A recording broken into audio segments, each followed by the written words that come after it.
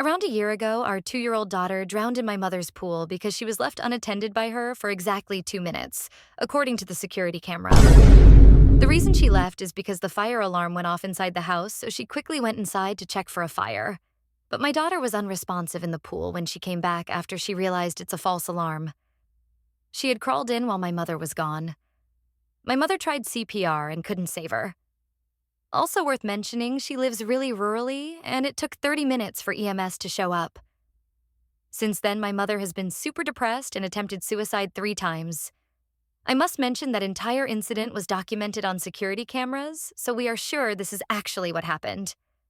My mother had also raised 3 children, fostered many more, and babysat my nieces without any problem, so there was no doubt about her competence.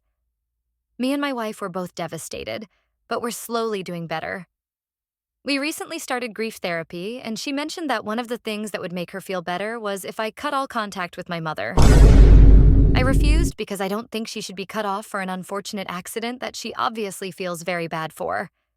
I must also mention that my wife has understandably not interacted with my mother in any way since the day my daughter died, and I fully support her in doing so if it makes her feel better, and I never pushed or asked her to resume contact with my mom, and I'm okay with it if she never does. However, she wants me to join her in North Carolina with my mom and feels betrayed that I haven't, and has been mentioning it over and over again. Things came to a head last night when she saw me shopping for a birthday gift for my mom.